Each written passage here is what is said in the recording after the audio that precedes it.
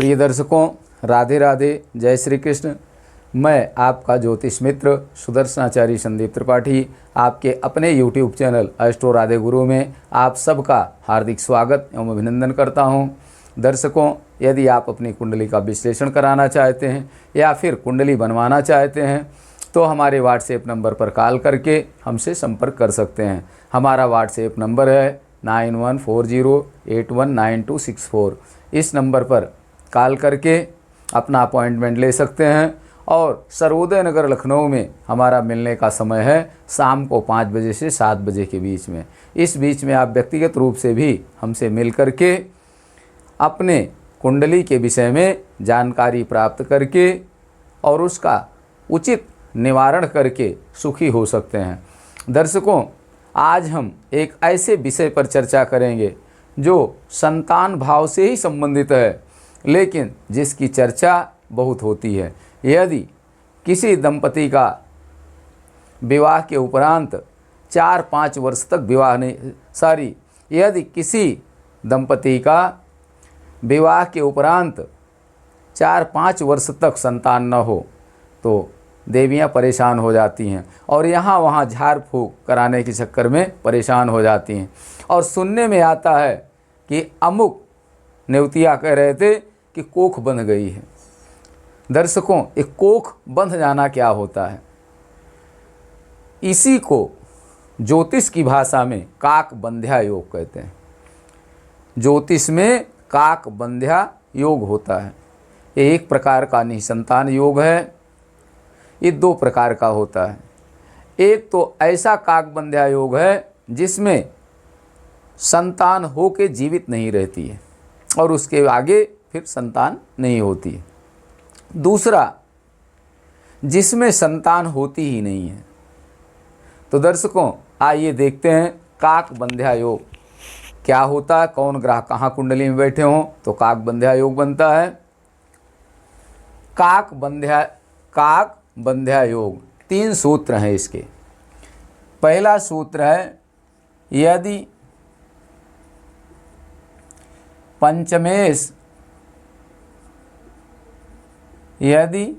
पंचमेश छठे भाव में हो, छठे भाव में हो और लग्नेश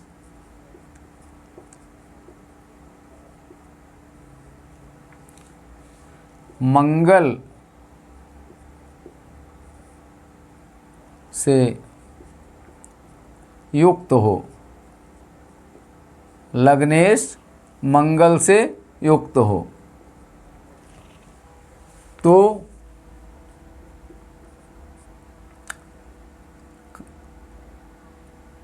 प्रथम संतान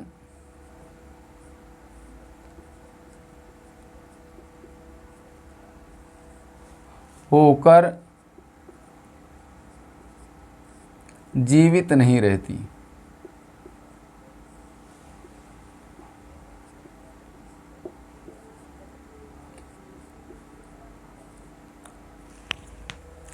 यदि पंचमेश छठे भाव में हो और लग्नेश मंगल से युक्त हो तो प्रथम संतान होकर जीवित नहीं रहती और आगे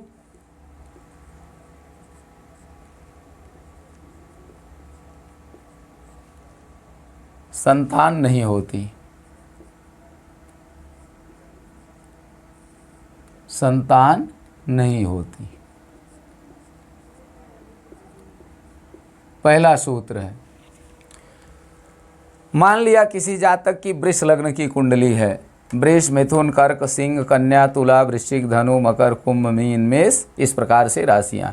अब पंचमेश कौन होगा? यहाँ पंचम भाव में कन्या राशि। कन्या का स्वामी बुध। मान लिया पंचमेश बुध छठे भाव में बैठा हुआ है। सूत्र हमारा क्या कहता है? यदि पंचमेश छठे भाव में हो, पंचमेश बुध छठे भाव में हो और लग्नेश मंगल से युक्त हो। लग्नेश कौन है? यहाँ शुक्र है। लग्नेश शुक्र है। लग्न में वृष राशि, वृष का स्वामी शुक्र। शुक्र अष्टम भाव में मंगल से युक्त है। पंचमेश छठे भाव में है बुध और लग्नेश शुक्र मंगल से युक्त है। तो जिस भी जातक की कुंडली में इस प्रकार का योग होगा, ऐसे जातक के प्रथम संतान होगी लेकिन होकर जीवित नहीं रहेगी और आगे फिर संतान नहीं होती है। दर्शकों, एक काक बंध्या योग का पहला सूत्र है। दूसरा सूत्र है कि यदि पंचमेश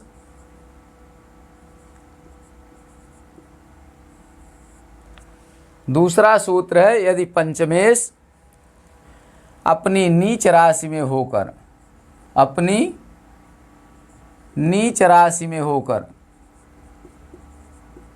राशि में होकर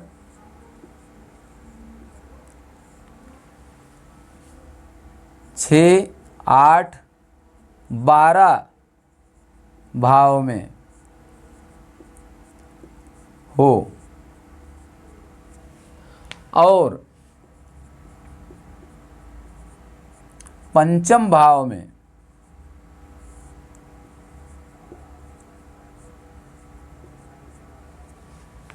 बुध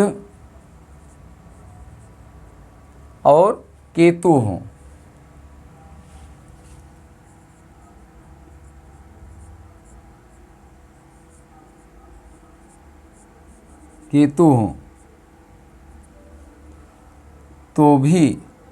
तो ऐसे दंपति को तो संतान नहीं होती। केतु हो तो संतान नहीं होती।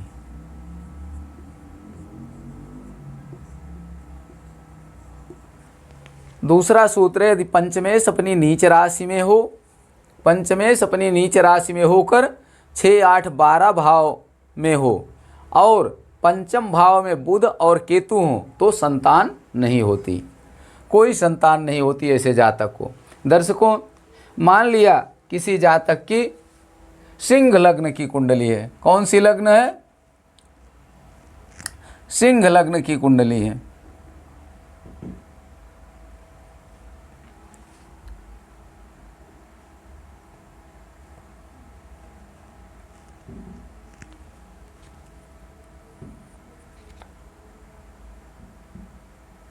मान लिया किसी जातक की सिंह लग्न कुंडली, सिंह, कन्या, तुला, वृश्चिक, धनु, मकर, कुंभ, मीन, मेष, वृष, मिथुन, कर्क, इस प्रकार से राशियां हैं। अब यहाँ पंचमेश कौन होगा? बृहस्पति होगा। सूत्र हमारा है यदि पंचमेश अपनी नीच राशि में होकर 6, 8, 12 भाव में हो, 6, 8, 12 भाव में से किसी भाव में हो। पंचमेश कौन है? बृहस्पति। और बृहस्पति की नीच राशि कौन सी है? मकर। तो बृहस्पति छठे भाव में हो, पंचमेश बृहस्पति अपनी नीच राशि में छठे भाव में यहाँ है और पंचम भाव में बुध और केतु हों, पंचम भाव में बुध और केतु स्थित हों तो ऐसे जातक को संतान नहीं होती, ऐसे दंपति के कोई संतान नहीं होती।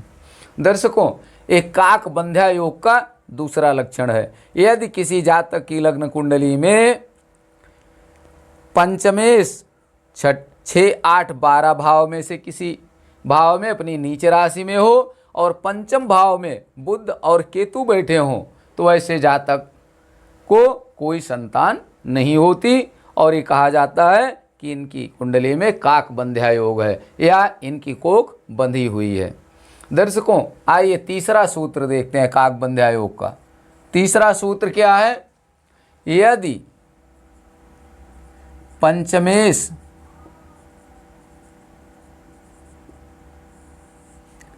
अपनी नीच राशि में होकर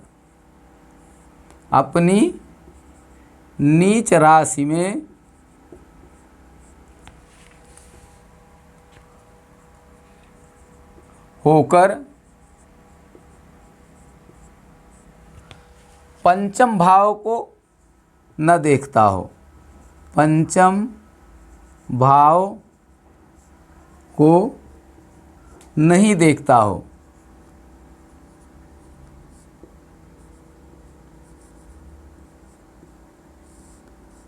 नहीं देखता हो। यदि पंचमेश अपनी नीच राशि में होकर पंचम भाव को नहीं देखता हो और पंचम भाव में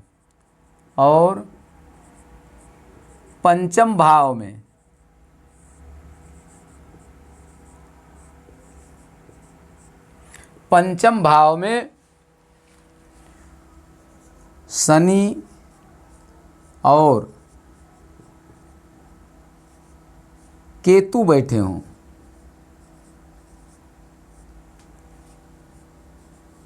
पंचम भाव में शनि और केतु हों तो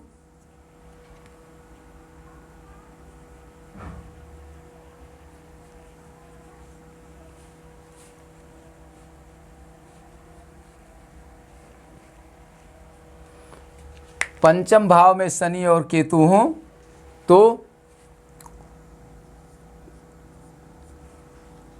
कोई संतान नहीं होती, कोई संतान नहीं होती।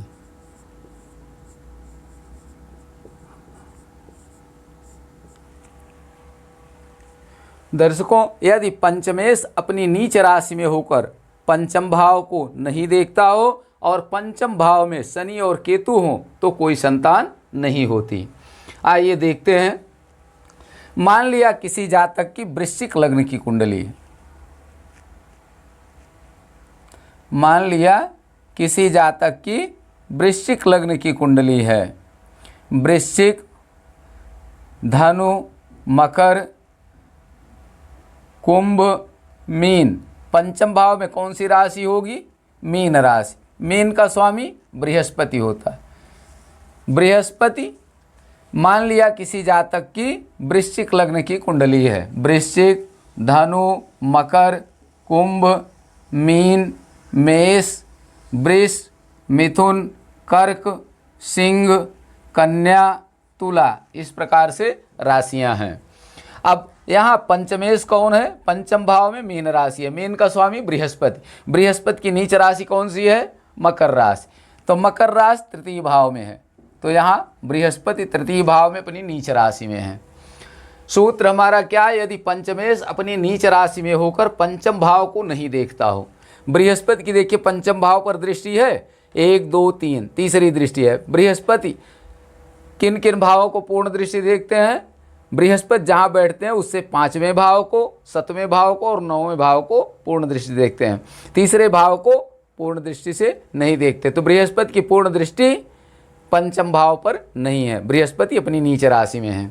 यदि पंचमेश अपनी नीच राशि में होकर पंचम भाव को नहीं देखता हो और पंचम भाव में शनि और केतु हो। पंचम भाव में कौन हो? शनि और केतु। पंचम भाव में शनि और केतु बैठे हों तो ऐसे जातक के कोई संतान नहीं होती और ये कहा जाता है कि इनकी कुंडली में काक बंध्या योग है, कोख इनकी बंधी हुई है।